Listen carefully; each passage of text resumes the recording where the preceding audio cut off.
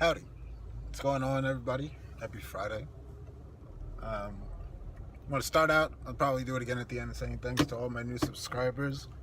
Much appreciated. People I know, people I don't know, thank you. This week's been kind of basic. I said I was going to start that meditation practice. I missed on the first, and I missed the first. And then I did on my lunch, on a 15, both yesterday and today.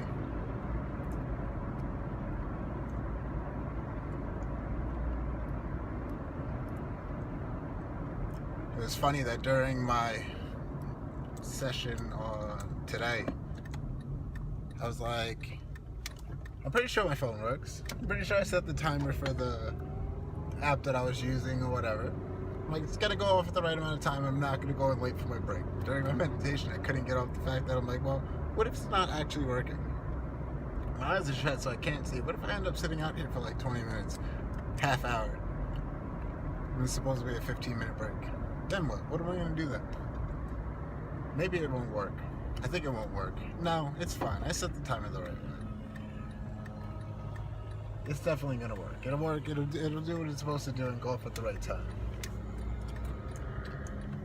Sure enough, panicked, opened up my eyes, like 30 seconds left to go. Set it for 10 minutes and then opened up my eyes with 30 seconds left because I didn't trust it enough.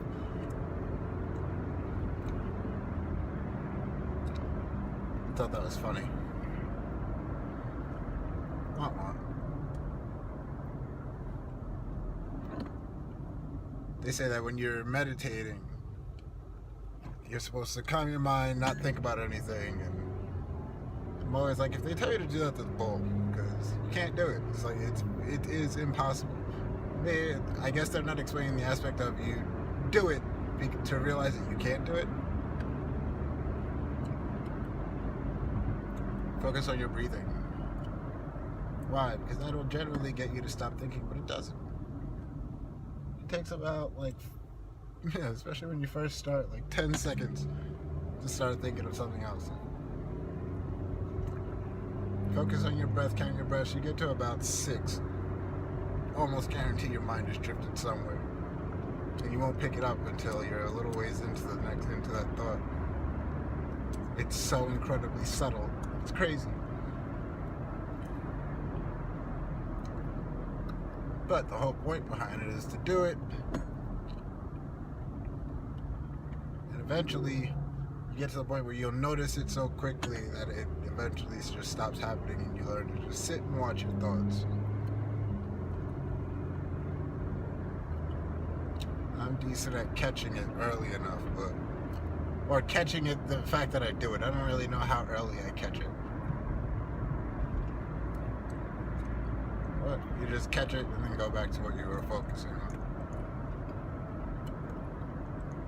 But it's something that can be extremely challenging. And can be, I would consider annoying because you're not really doing it for a purpose, so to try and get good at it, like why? What's the point?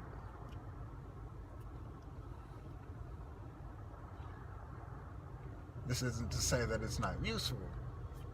It's not to say that it's not something that you can benefit from, that you can do, because it does end up resulting in, or can, I should say, end up resulting in something positive, or that you consider positive. The weird thing with meditation is you're not supposed to do it for that purpose. It's supposed to be done just to be done. It's not something that we're generally used to doing.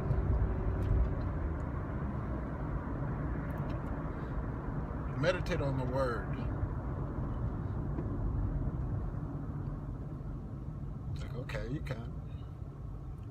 If you're doing it for some type of purpose, or to praise something even, or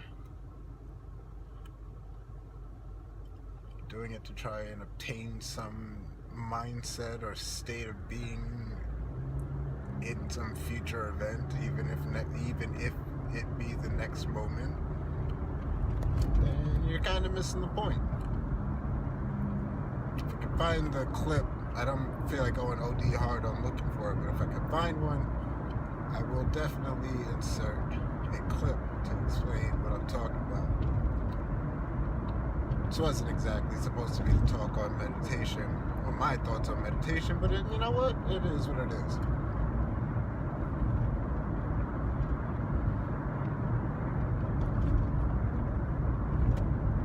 That was my focus for this week. I can't be annoyed at the fact that I didn't do it, because I did it.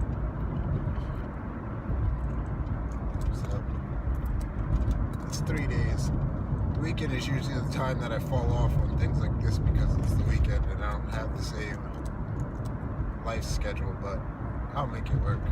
I've done it before. Do it again.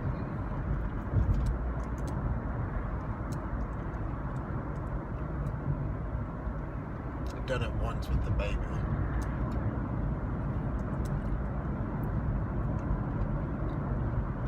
She was like sleeping, so I sat down with her in my lap.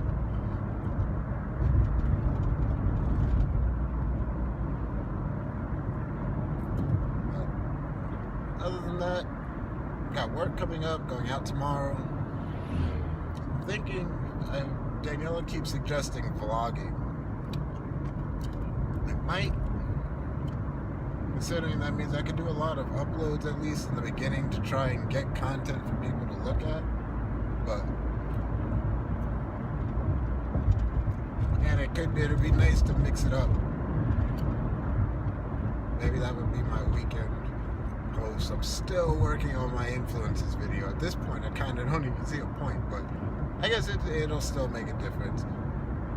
It's now going on like 5 days, spread out over. Did 2 in a row, and then this third day just hasn't come for me to talk about the end of it. But yeah, there's the idea of vlogging. I don't know how much I really want to walk around randomly recording, but I might do it more in the sense of when we are on car rides, just record us talking about things.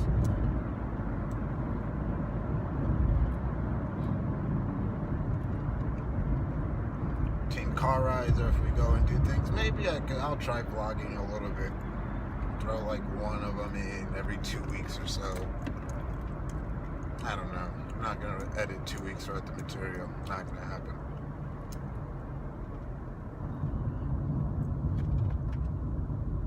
I have an overnight job that I've been working more. So I'm going to use that time to do some of my not talks or whatever, but videos on the ideas that I want to speak specifically on. Can bang a couple of those out in the night, possibly while I'm at work. Especially if the house, like normal, is quiet, because it's a quiet house.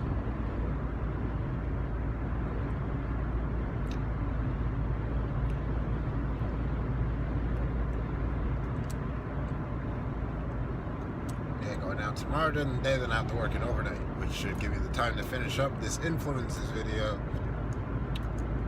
and possibly bang out another one. I don't know. I'm tired, so we'll see how much I sleep tomorrow. I don't sleep at work, but I might just be too tired or lazy to do that. Although it might keep me awake, so you never know. Could be useful in that sense. And that's kind of what I plan on. You know, help me stay awake, trying to edit stuff and all that.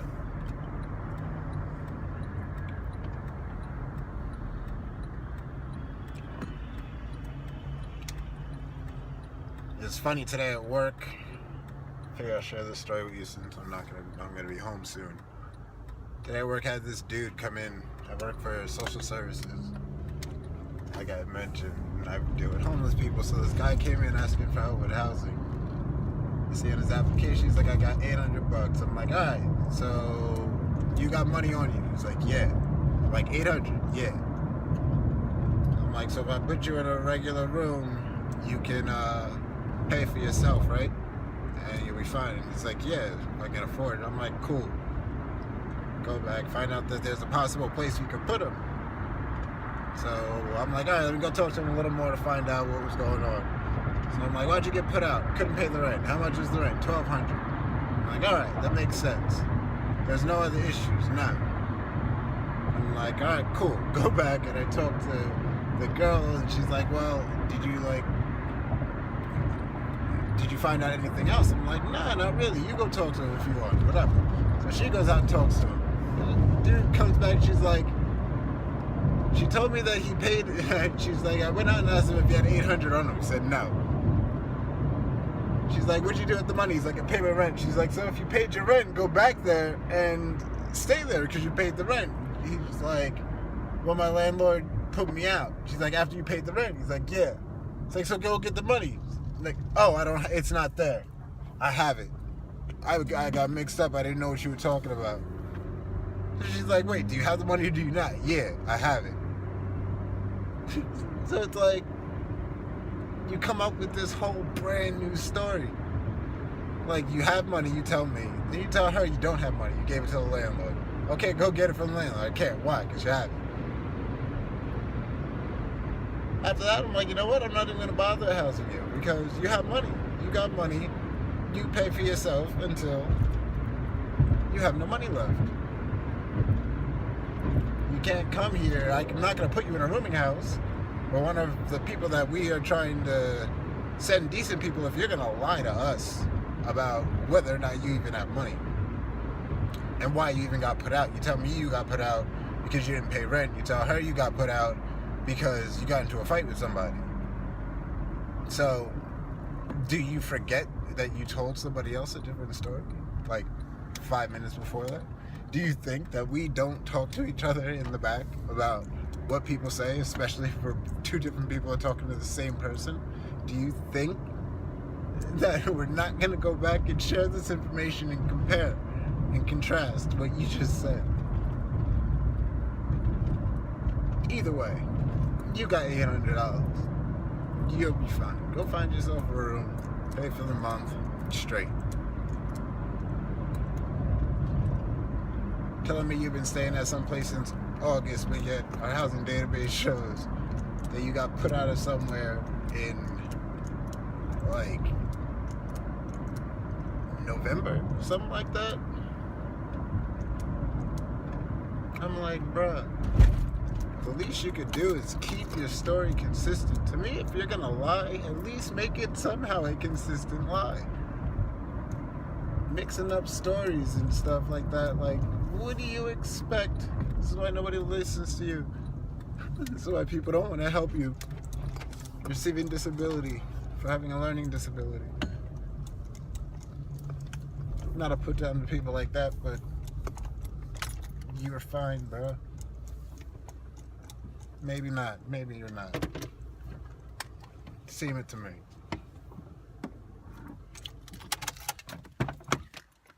Bruh. These stories. Telling you. Well, no. You'll learn. I might make that a thing, share a work story. Can't really get in trouble because I ain't gonna share nobody's personal information. I can tell the story all I want. Nobody know what I'm talking about. Hope y'all had a good Friday. Happy Friday. Enjoy. Peace out.